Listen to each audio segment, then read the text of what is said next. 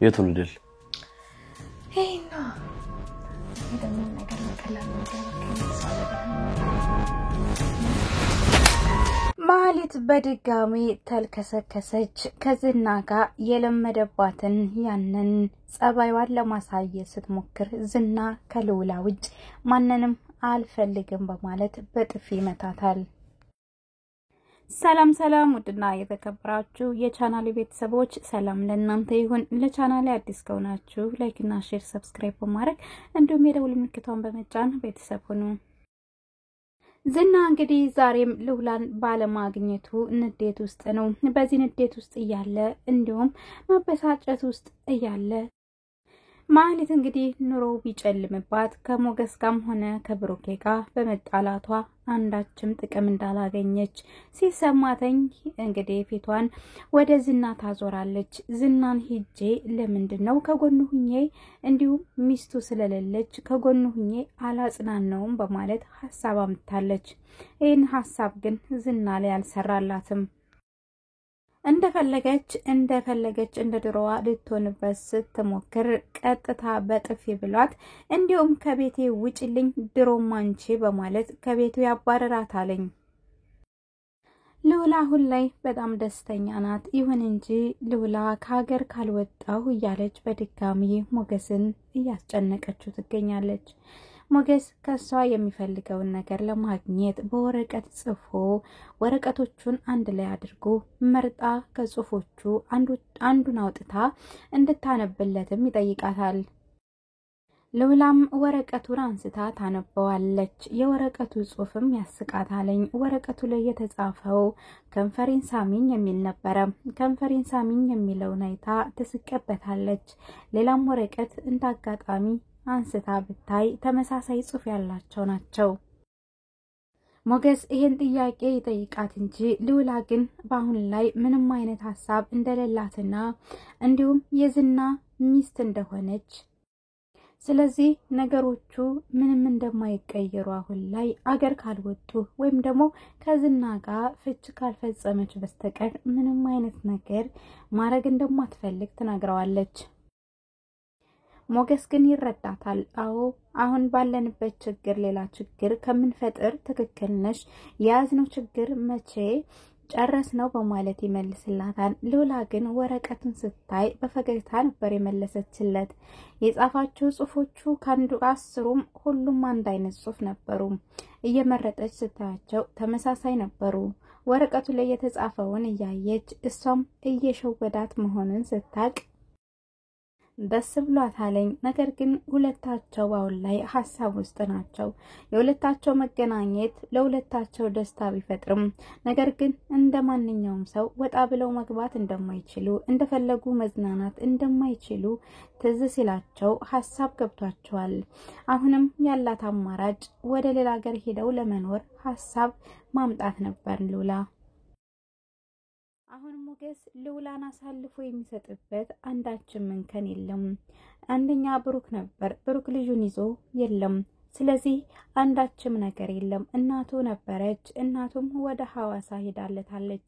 ስለዚህ ዝና የሚያስፈራራበት አሁን ላይ ሞገስ የሚፈራውም ምንም የሚጨነቅለትም ከልውላ ውጭ የለም። ይሄንን ዝና አውቋለኝ።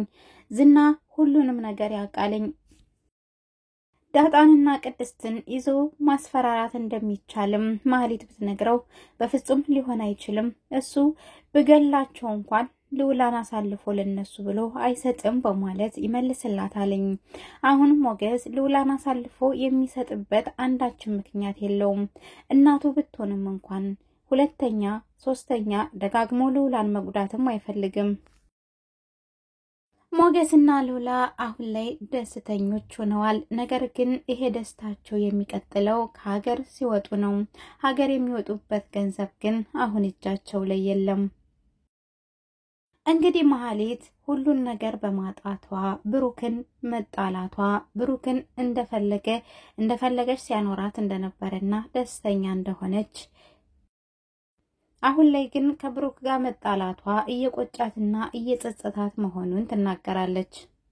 ብሩክ ጋር በነበረችበት ጊዜ ደስተኛና ከጧት ስትነሳ እንኳን ያለ ሀሳብ እንደምትነሳ፣ አሁን ግን ሌሊቱ ሲነጋ እንኳን የምታስበው ጭንቀትና መከራ እንደሆነ፣ ከዚህ በኋላ ምንም አይነት እድል እንኳን ወደ እሷ ፊቷን እንደማታዞርላት፣ ሁሉም የምታስበው ነገር በሙሉ እየተበላሸባት እንደሆነና አሁን ላይ ግን ምንም አይነት አማራጭ እንዳጣች፣ ስለዚህ ያላት አማራጭ ይሄንን መጠቀም ነበረ።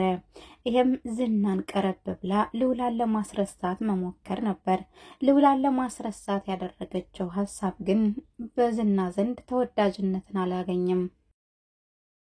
እንግዲህ ልውላ ጥለው ስለሄደች ከጎን ሁኜ እኔ እሱን እያባበልሁና እያጽናናሁ እንዲሁም ወደ እኔ እንዲቀርብ አደርገዋለሁ ወንድ የሚል ሀሳቧን ይዛ ወደ ዝና ቤት ሄዳ ዝናን ተጠብቀዋለች። ዝናም ስለ ልጅነቱ ባህሪው እየተጠየቀ ስለ ባህሪውም ይመልሳልኝ። እሷ ግን ሀሳቧና ምኞቷ ሌላ ነበረ። የዝናን ሀብትና የልውላን ቤት የራሷ ለማድረግ ነበር ሀሳቧ። ይሄ ነገር ያልገባው ዝና የልጅነቱን በሙሉ ያው የምትጠይቀውም ጥያቄ ይመልስላታል። ልውላን እንዴት እንዳገኛት፣ ቀድሞ ማን እንደወደደ፣ ብቻ ልውላን የማስረሳት ዘመቻዋን ቀጥላበታለች። እሱ ግን ስላልገባው የነገረችውንም የጠየቀችውንም ይመልስላታል። አሁን ግን እንደሄደችበትና እሷ ከሞገስ ጋር ደስተኛ እንደሆነች እሱም ደግሞ ከኔ ጋር ደስተኛ ለምን አትሆንም በማለት ትጠይቀዋለች። ዝና ግን የማህሌት ሀሳብ ቆይቶ ነበር የገባውና ተነስቶ በጥፊ መታታለኝ። ምክንያቱም የሰራችው ስራ አግባብ አልነበረም። አሁን እኔ የምፈልገው የታለ ሞገስ? ሞገስን ፈልገሽ አምጪ እንጂ ከቤቴ ቁጭ ብለሽ አልጋዬ ላይ እኔን ልውላን እንደረሳት የምታደርጊው ነገር በፍጹም አልወደድኩትም ይላታልኝ። ይሄ ነገር ግን ያደረገችው የእሱን ሀብትና ንብረት ዝናውንም ስለምትፈልገው ነው።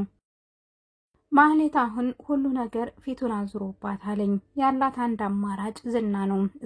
ዝናም ከልውላ ውጭ ሴት አይታየውም። ስለዚህ ያላት አማራጭ ዝናን ቀረብ ብላ በልቡ እንድትኖር ማድረግ ነው። ነገር ግን እኔ ሳየው ግን እውነት ለመናገር ሞገስና ልውላ አንድ ላይ የሚሆኑ ይመስለኛል። ባልና ሚስት አንድ ወንዝ ስለሚቀዳ ዝናና ማህሌት ግን ቢጋቡ ጥሩ ሀሳብ ይመስለኛል። አንዳቸው ለአንዳቸው አይተኙም። አንዳቸው የአንዳቸውን ክፋት ለይተው ያውቃሉ። ስለዚህ ባልና ሚስት አንድ ወንዝ ይቀዳልና ዝናና ማህሌት ተጋብተው ጎጆ ቢመሰርቱ ተመራጭ ነው። ዝና ግን ማህሌትን አንቆ ይዞ እንደ ባሪያ ማኖር ነው የሚፈልገው። እንደ ባሪያ የምትገዛለት እየፈራችው የምትኖረው እሷ ብቻ ስለሆነች ሌላ ሴት እንደማያገኝ ስለሚያውቀው ልውላናውን የሚፈልገው። በዙሪያው ሴቶቹ ቢሞሉም አይፈልጋቸውም። ዳጣ እንግዲህ ባገኘችው አጋጣሚ ስለ ቤተሰብ ፍቅርና ስለ ወንድም፣ ስለ እህት፣ ስለ እናት፣ ስለ አባት ትጠይቃለች።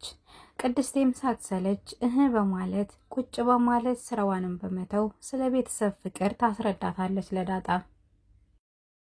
ዳጣ የቤተሰብ ፍቅር አይታ አላደገችም። ወንድም የሚለውን ቃል አታውቀውም። እህት የሚባለውን አይታቅም።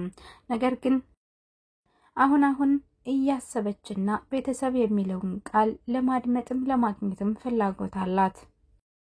ዛሬ እንግዲህ ዳጣ ስለ ቤተሰብ ፍቅር፣ ዛሬ ደግሞ ስለ ወንድም ተጠይቃለች። ቅድስትም ባለመሰልቸት የወንድምን ፍቅርና ወንድም ታላቅ ወንድም በተለይ ሲኖር ጠባቂ እንደሆነና ከምንም ነገር እንደሚጠብቅ ተነግራታለች።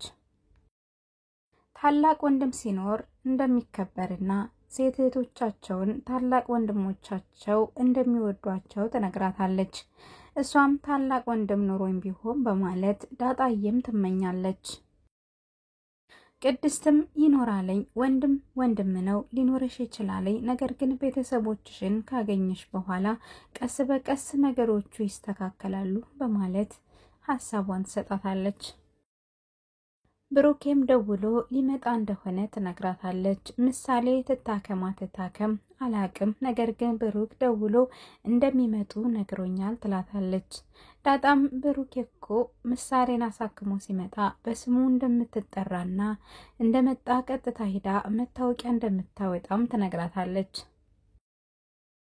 ዳጣ በሰሞኑ ወደ የባሳት ነው። እናቷን አለማግኘቷ አሁን ደግሞ ጓደኞቼ የወለዱ እኔ የማልወልድበት አንድ ምክንያት አለ በማለት ችግሯን ለቅድስቴ ታብራራላታለች። እኔ ተሳስቼ ወንድሜን እንዳላገባና የኔ ወይ የሆነውን ሰው እንዳላገባ ፈርቼ እንጂ ማግባት አቅቶኝ አይደለም፣ ወይም ደግሞ እድሜ ስላልደረሰ አይደለም በማለት ለቅድስት ሐሳቧን ታብራራላታለች። ማህሌት የሞገስና የብሩኬ ቁጭት እስካሁን አለቀቃትም። የሰራችው ስራ በሙሉ ስህተት እንደሆነና አሁን ላይ ያ ሁሉ መከራ ያሳለፈችው ደስታም ከሷ ርቆ እንዲሁም ደግሞ የምትወደውን ብሩኬን በማጣቷ ቁጭትና ጸጸት አእምሯን እየበላው ይገኛል። ኤፍራታ ተብየዋም አዎ በማለት እላዩ ቤንዚሉን ታርከፈክፍላታለች። አንቺኮ ከዚህ በኋላ ክብር የለሽም፣ ከሞገስ ማለቴ ከብሩኬ ጋር ነበር ባለትዳር ሆነሽ ግርማ ሞገስ ነበረሽ፣ አሁን ግን ግርማ ሞገስሽም አይታየኝም በማለት ተነግራታለች። ያን ጊዜ የማህሌትን ቤት ለማፍረስ ለማህሌት ጮማ የሆኑ የተንኮል ሴራዎችን ስትነግራት እንዳልነበር አሁን ላይ ባዶ ስትሆን የባሰ ቤንዚል እያርከፈከፈች ማህሌትን ታቃጥላታለች። ኤፍራታ የዋዛ እንኳን አይደለችም። ውድና የተከበራችሁ የቻናል ቤተሰቦች ለዛሬ ይዤላችሁ የመጣሁት ቪዲዮ በዚያ ያበቃል። በሌላ ቪዲዮ እስከምንገናኝ መልካሙን ጊዜ ተመኘውላችሁ። ላይክ፣ ሰብስክራይብ እያደረጋችሁ ባይ ባይ።